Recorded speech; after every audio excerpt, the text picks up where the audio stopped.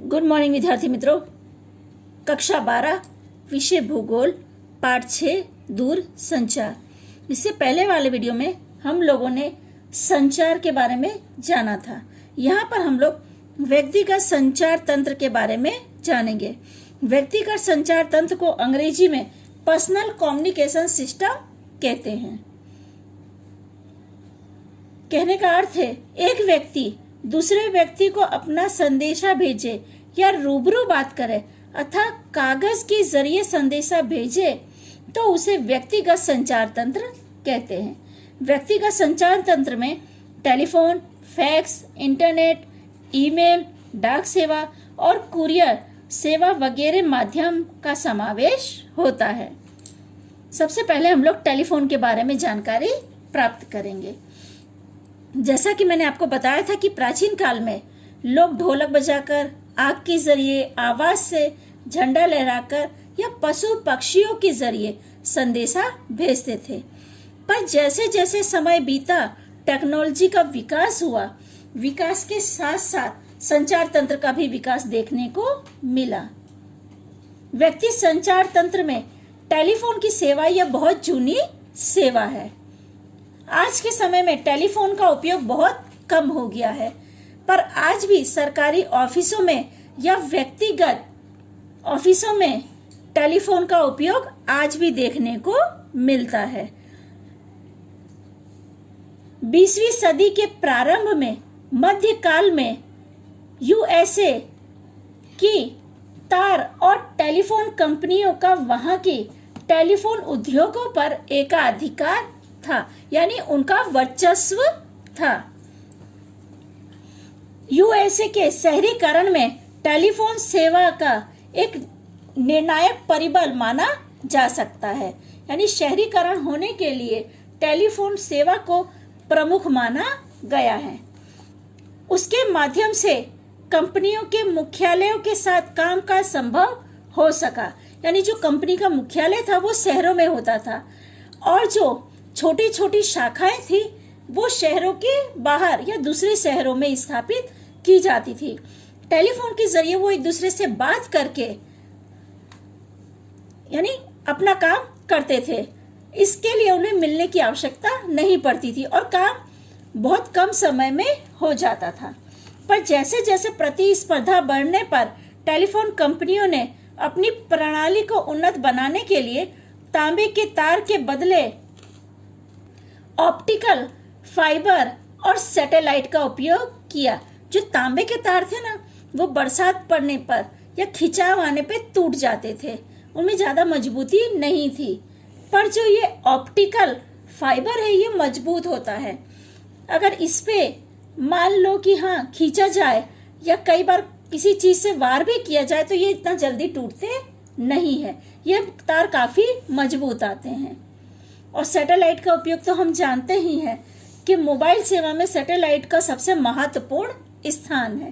परिणाम स्वरूप तेजी से सुरक्षा और दोष रहित प्रसारण संभव हो सका। आज हमने देखा है कि मोबाइल का उपयोग हम हर क्षेत्र में करते हैं या इंटरनेट का उपयोग या कंप्यूटर का उपयोग हम हर क्षेत्र में आज कर रहे हैं। इससे हमारा जो ज्ञान है वो भी बढ़ता है और किसी भी विषय संबंधित हमें जानकारी भी आसानी से मिल जाती है। भारत में टेलीकॉम नेटवर्क की नींव 19वीं सदी में ब्रिटिश सरकार ने रखी थी। भारत संचार निगम लिमिटेड अर्थात जिसे हम BSNL के नाम से जानते हैं का इतिहास भारत में टेलीकॉम के साथ जुड़ा हुआ है, यानी यह सबसे पहली कंपनी थी।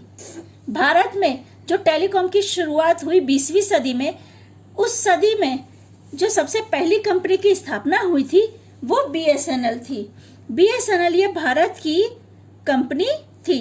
भारत में टेलीकॉम सेवा का संचालन भारत सरकार द्वारा किया जाता था। वर्तमान में भारत संचार निगम लिमिटेड नाम से पहचानी जाने वाली कंपनी पहले पोस्ट एंड टेलीग्राम यानी PNT डिपार्टमेंट के नाम से जानी जाती थी। यानी जो आज हम BSNL के नाम से जिस कंपनी को जानते हैं वो पहले के समय में भारत संचार निगम लिमिटेड के नाम से जानी जाती थी। बाद में पोस्ट एंड टेलीग्राम यानी P&T डिपार्टमेंट के नाम से जानी गई। 1975 में डिपार्टमेंट ऑफ टेलीकॉम DOT को पोस्ट एंड टेलीग्राम से अलग कर दिया गया। कहने का अर्थ है कि जो कंपनी पहले पोस्ट और टेलीग्राम यानी P&T कंपनी जो साथ में थी वो बाद में 1975 में अलग हो गई। एक कंपनी DOT के नाम से जानी गई और दूसरी P&T जो कंपनी थी ये कागज का काम उस समय देखने लगी। जो पहले पोस्ट और टेलीग्राम दोनों काम संभाल रही थी वो बाद में सिर्फ पोस्ट के कागज का काम देखने लगी और DOT टेलीकॉम कंपनी के नाम से अलग से काम करने लगी। इस तरह दो का नाम से या दो भागों में उसे विभाजित कर दिया गया। यानी पहले के समय में जो कंपनी थी वो पूरा एक में था, टेलीफोन और पोस्ट एक साथ काम करते थे, पर समय बीतने पे 1975 में दोनों अलग अलग हो गई और दोनों अलग अलग काम करने लगी। दोनों का काम वही था, एक था उसमें क्या है कि आप आमने सामने एक दूसरे से बात कर सकते थे और दूसरे में पोस्ट के जरिए यानी आप पत्रों के जरिए या कागज के जरिए अपनी कार्यवाही करते थे। भारत में आधुनिक प्रकार की टेलीफोन सेवा के विकास में साम पित्रोड़ा का विशेष योगदान है।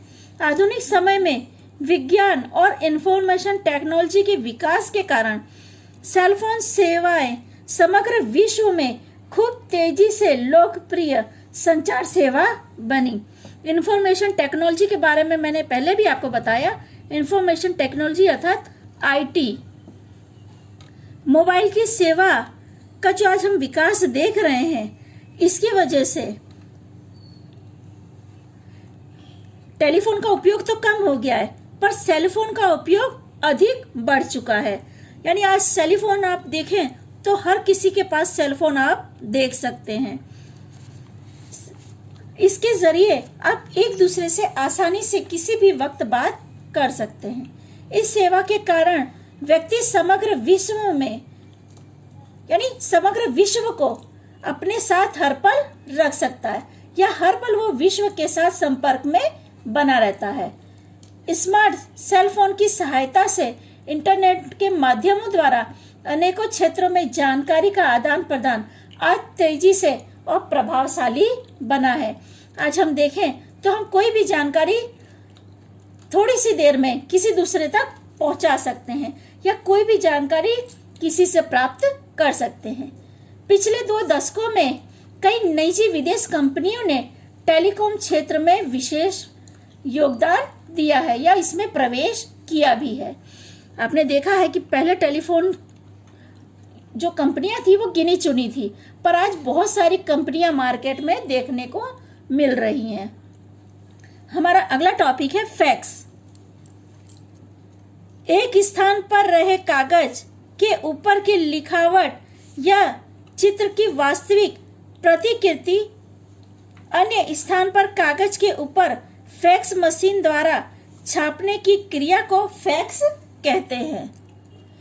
फैक्स भेजने के लिए फैक्स मशीन को टेलीफोन के साथ तारों के साथ जोड़ना पड़ता है और फैक्स का अपना अलग नंबर होता है।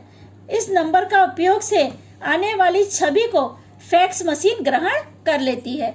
अगर आप अपना डेटा किसी कंपनी को भेजते हैं तो आप उसे सेंड करेंगे तो फैक्स मशीन उसे एक कागज पर चित्रित कर देती है, उसकी छवि उस कागज पर उतर जाती है।